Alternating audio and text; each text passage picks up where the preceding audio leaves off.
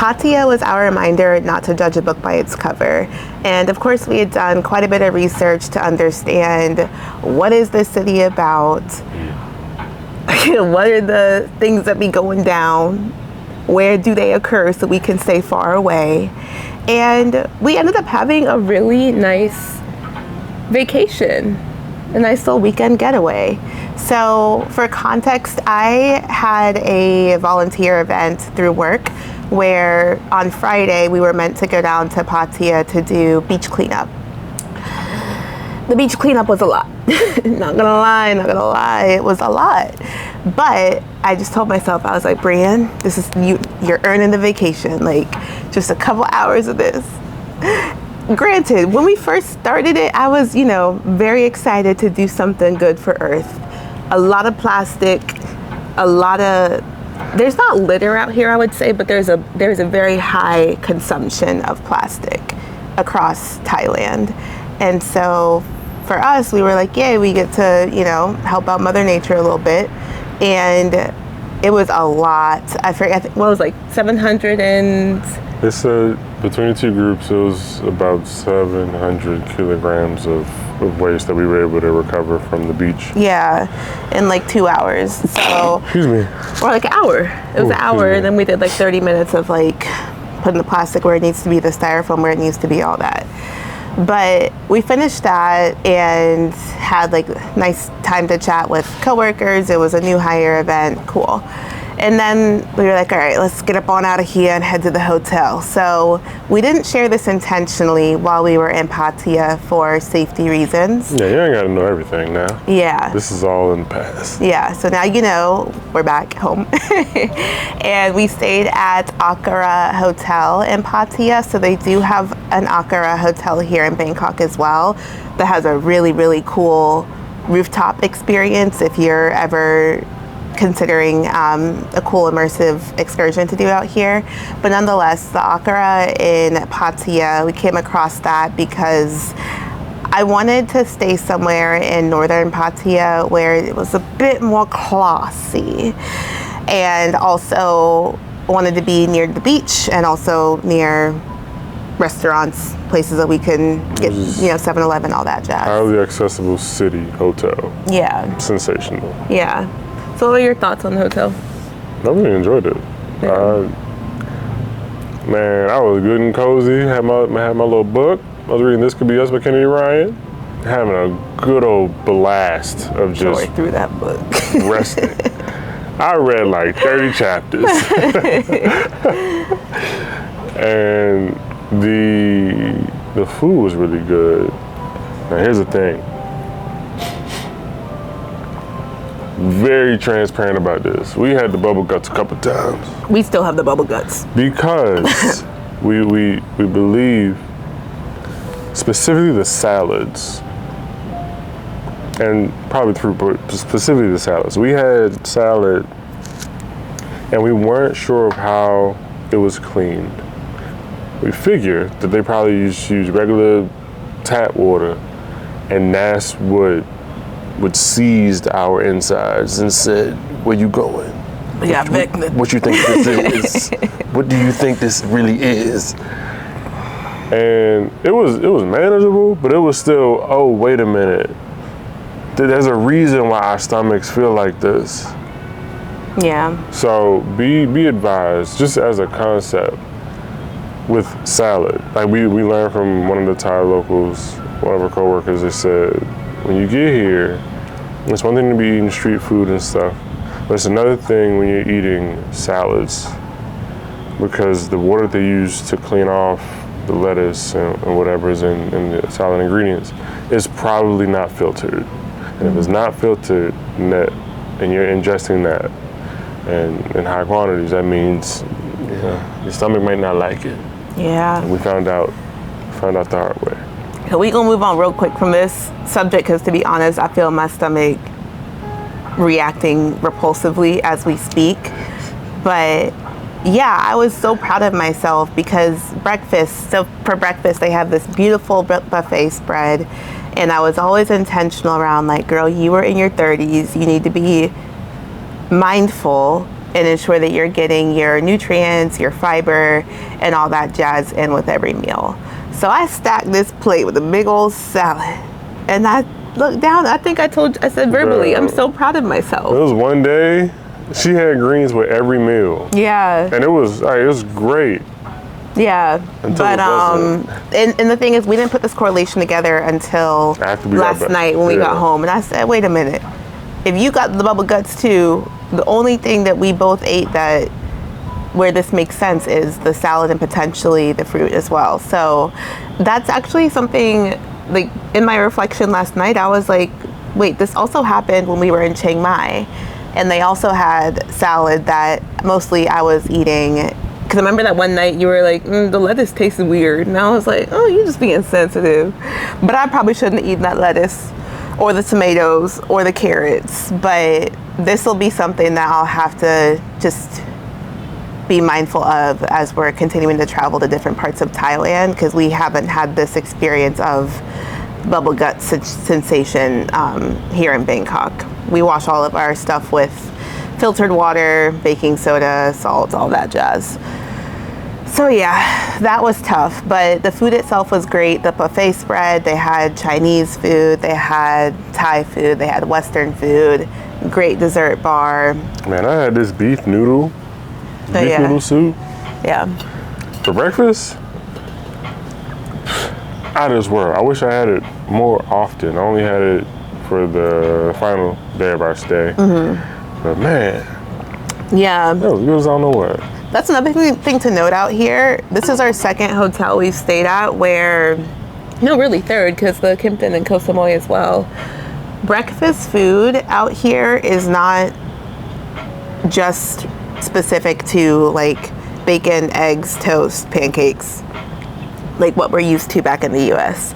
For the most part, like as I was observing other people from different parts of the world, mostly like Asians eating, it was like dim sum. It was, chicken and rice. It was the boat noodles. It was like curries. And I'm like, wow, this is very fascinating. So anywho, food is great there. They have tons of restaurants within the hotel. They also had a ice cream shop that we really enjoyed on the first floor, Scoopy. And unfortunately for the first few days, the pool was closed because they were under construction. But the last day we did get to, just see the pool for what it was. It was a big part of their marketing, it felt like, online. So it was nice to actually see it filled and the rest of the ocean and skyline doing its thing as we saw in the pictures. So overall I loved the hotel. I also deeply valued the spa. Yeah, the onsen. Yeah, onsen. We got a whole video on that. Yeah, was it 2 videos ago or 3? We got a whole video on that. Yeah, it's titled Our First Onsen. But yes, the onsen experience was great. When we recorded that video, it was after the both of us had gone for the first time. I had a beach incident that encouraged me to go back in that onsen and specifically go through the routine needed in order for me to experience deep relaxation. Should I tell them about? No. So I chose to go to a beach. Now, Pattaya is not known to have like pristine, world-renowned beaches. That's not what our expectation was with going there. But I knew, I was like, every single coast, like there's always a crevice, like just a cove where I can expect a beautiful beach. And I found it. The beach was called Wong Amat, Wongamat. It was definitely, I will say 90% of the beachgoers there were local, which I loved. And it was really cool because it was like in between like a chunk of high-rise modern hotels / condos on one side, and then the same type of thing on the other side. If you search Cape Dara, it is a little bit to the right of that, like if you're facing the ocean. But anyways, I get there, I get to the beachfront, and it's just like so many vendors with like fresh fruit. They have sashimi, like fresh caught fish that they literally still had on the rocks. They had shrimp, seafood, like meals. You could literally get like a pad thai meal for like 60 baht, which is 2 USD. And I was like, wow, this is so cool. Mind you, I'd stopped at 7-Eleven beforehand because I wanted to get like a cup similar to this size of ice, and then I filled it with soda water and then topped it off with Cvit. Cvit is one of their vitamin C drinks out here, and I'd seen this recipe on TikTok. 10 out of 10 recommend. They have some sugar-free versions, but I got the passion fruit version. It was amazing. Cool. I stopped at CVS. I stopped at 7-Eleven, got me some snacks in my drinks, and then I'm passing by. I'm like, oh my gosh, look at all these vendors. Like, I didn't really need to get all these snacks, but it's totally fine. We're here.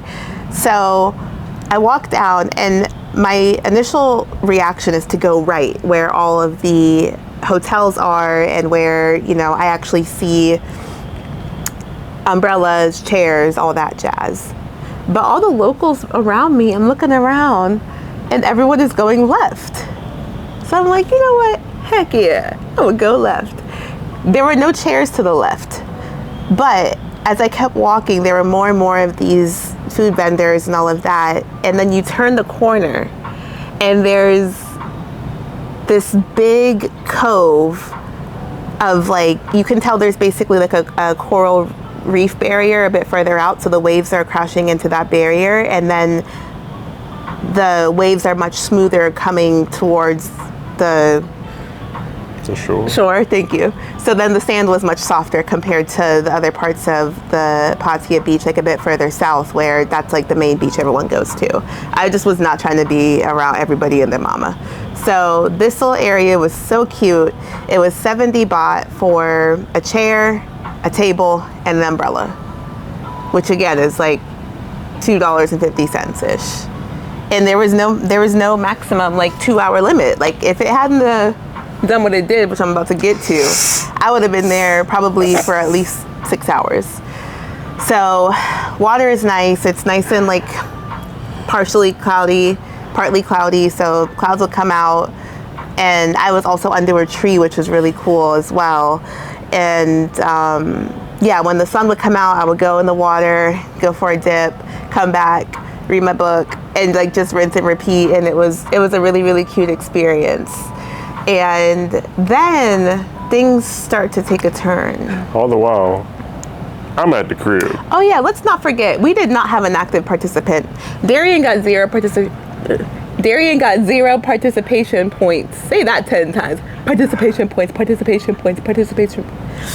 Darian got 0 participation points because he was like, yeah, I'm just gonna hang out in the bed. Boo. And I enjoyed myself. I relaxed. Hallelujah. Thank you, Jesus. I relaxed. Thank you, Lord. And then I see some clouds coming across the horizon. I'm like, wow, that's a pretty big cloud.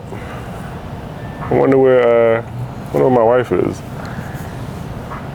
I figured that if there was a big cloud, there was rain, she probably would have found shelter from the rain.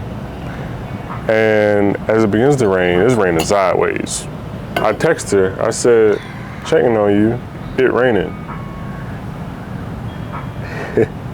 To which she responds, really? I had no idea. Now this is a smart gal right here, because she's been in Thailand long enough to know that it can start raining at any time. At a moment's notice, bruh. For no reason. Rolling cloud, raining sideways, and she experienced it firsthand. So I brought the poncho, and I remember the night before when I went on the run, I brought the poncho too. Mm-hmm. But we thank God for the poncho, honey, because it's really the way that It's this man with the chair. Hold on. Oh, hold on. It went from, wait, I want to show you what it went from, but this is what was going down. Everyone was running for cover, and I should have gotten my tail. I don't know why, but you can just hear how loud it is. This was, oh yeah, I should have known. This was 2 minutes before. 2 minutes before the last video. Hopefully y'all can see that. But anyways, yeah, it was quite catastrophic. But then this was like an hour before that. So as you can see, it's a beautiful, beautiful beach. But nonetheless, I should have paid attention more when the locals picked up their chairs and left. But I was like, the rain seems pretty far away. But I forgot that the wind was blowing very, very fast. And when that wind blew and the rain was coming down, so yeah, I might have got my hair wet a little bit. Yeah, I might have been struggling to make sure that my Kobo, my phone, didn't get soaking wet. But I made it home safely. And by the time I made it home, I said, yeah, I'm gonna need to go back in that onsen in Wusa. Because unfortunately, my center of gravity has been rocked. And I need to recenter and get the peace back up inside of me. So I come upstairs to the room, and I look at Darian, and he's looking just like this. And I said, I need a moment of silence. No questions, no laughs, no comments, nothing. He's like, all right. So I take off. Get a peep out of me. I take off my dripping wet clothes because the rain hit so hard and so fast. I didn't have time to grab for the poncho. I literally ran under the nearest umbrella that was opened. But then my guy that had the chair in the video, he took the umbrella because he was like, no, this is our umbrella. I said, put my poncho on and ran for cover. So I get back to the hotel, and there is a social hour every afternoon until 4. I think I got back around 3:30. I was like, I'm gonna go get some food. Feel free to join me if you want. But I'm gonna get some food, and I have already booked the onsen for 4 p.m. Like, while I was in those people's lobby trying to dry off, they're looking at me laughing, and I'm like, onsen at 4? And they were like, yes, we could sign you up. So yeah, we eat more salad and some other dumplings or whatever they had at the social hour. And then I do a nice 30-minute onsen. I get through the milky bath, then I go into the steam room, then I go into the hot bubbling bath. And this time around, when I did the cold bath, I was like, Brienne, you are capable of hard things. You are gonna go in neck deep. No drama. I don't wanna hear it, because I've heard enough of yo. Never mind. So I approached the cold bath, and I'm currently reading Let Them by Mel Robbins. And in the intro, she alludes to her 5-second rule, where you give yourself 5 seconds and then you just do the thing. And I was like, I do that. So I approach it, and I'm like, just get in before your brain can catch up with what's really happening. Because it's when your brain catches up to the shock that you're like, oh no, I don't want to do this anymore. Not just with cold baths, but in life. So I hit my 5, 4, 3, 2, 1. Get down. Control your breathing. Control your breathing. Think about how hot it was that very first video that you and Darren recorded, and how much you would have loved to be in a nice, cold body of water. You're in it. Be grateful. You love this. And then it was like my body just slowed down. Like my brain slowed down. My body was just like, It's a great way to be present. Yeah. And I told myself, you're going to sit in this joint for 2 minutes this time, and you're not going to look at the clock until you know that 2 minutes has passed. She made it 3 minutes. And I was like, oh, that was it? Easy work, because I do that and I'm capable of hard things. And I can see why people start their mornings with cold plunges every single day. Because it's a very good, like, just mind resetter. If you want to slow time down, get in some cold water. Yeah. And then you're just like, you're okay. You're okay. You gotta gaslight yourself a little bit. This is amazing. You would have loved this. When you go back to Bangkok, you will wish that you had this. So, yeah, that was the situation. But all in all, loved.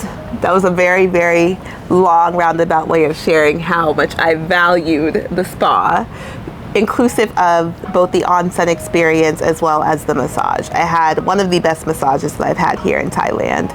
And I actually do feel relief. I do feel relief. Like, I actually don't have any tension when I do this. And typically, I can feel it all up in this side of my neck. So, yeah. Now, after she got back, we had a cute little date night. We did. We went to El Gaucho's. It's an Argentinian steakhouse. And it was really good. It was very good. Now, what happened after the steakhouse was quite intriguing. We took a walk down to the beach, down to the boardwalk.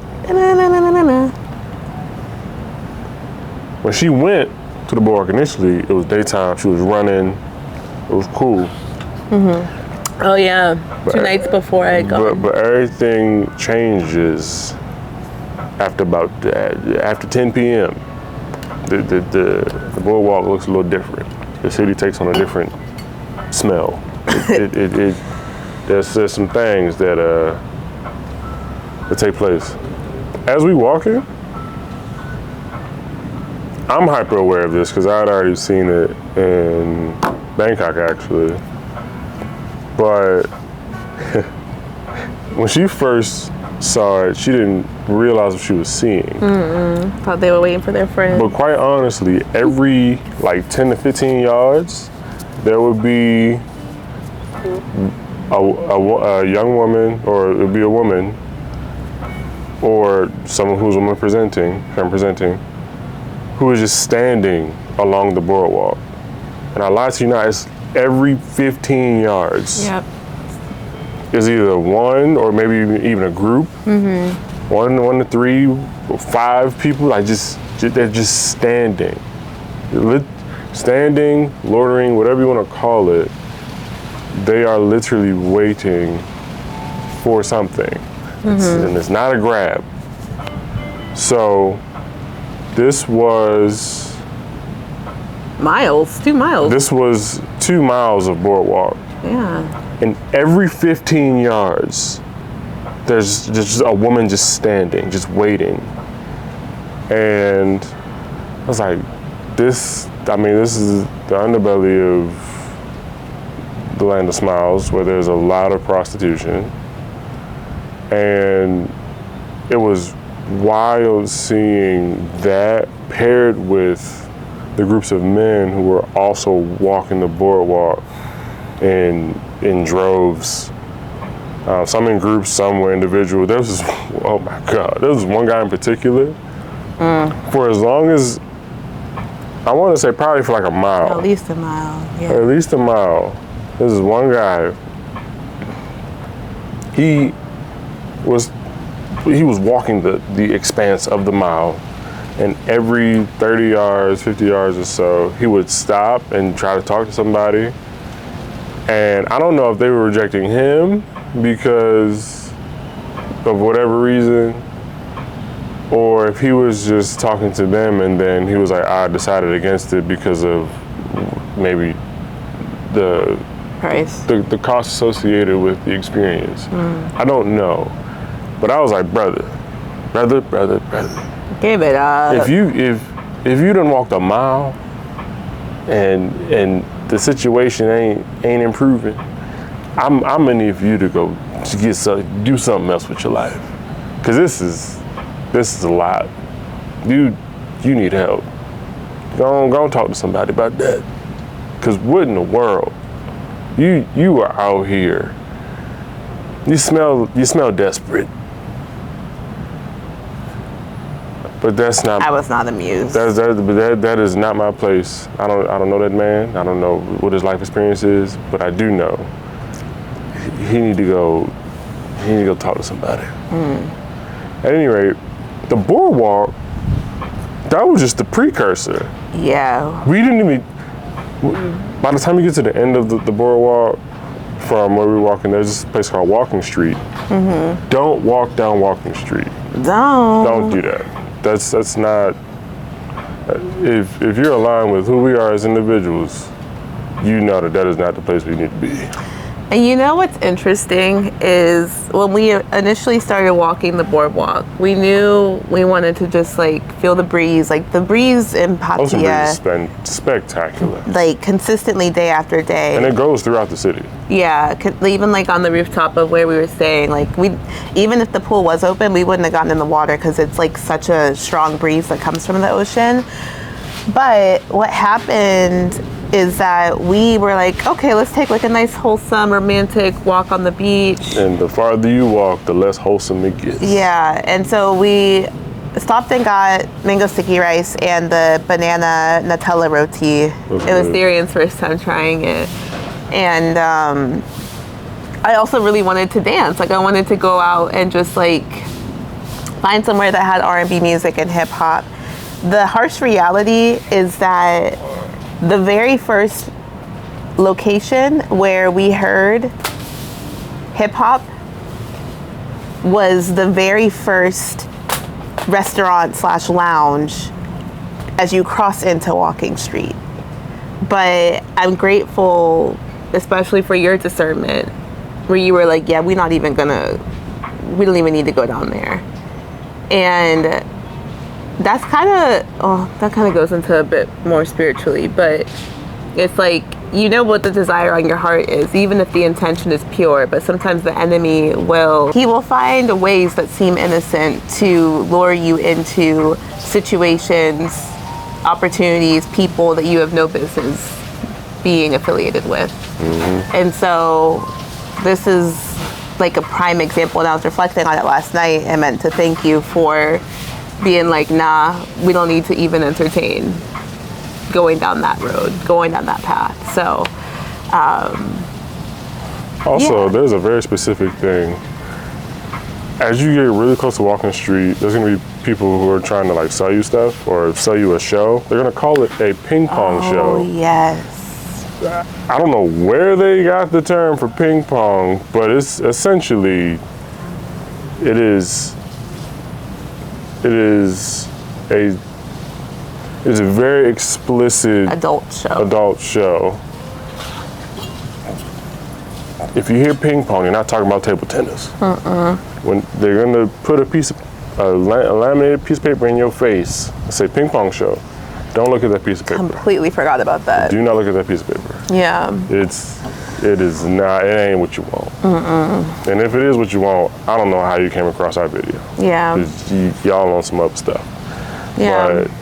But yeah, whatever. That's the thing with specifically that area, and then honestly in Bangkok as well. Whatever you're looking for, you can find. So I pray that your heart is in a specific place where you can discern through the mess, and that whatever you are looking for is solid and is rooted and is grounded. Because if you ain't rooted in something, you gonna get lost in the sauce. You will get tossed like a piece of paper in the wind, because there's a lot of temptation, a lot of mess that also existed in where we were in Pattaya. Yeah, and I think part of the learnings and awareness that we have living so close to one of those streets here in Bangkok, when I when I was doing research on like where to stay in Pattaya, I was intentional around finding somewhere that was far from the mess. And it was a very, very peaceful neighborhood. Like, yeah, we were. It was solid. Yeah, and there's a beautiful Hilton very close to the boardwalk that I remember coming across, but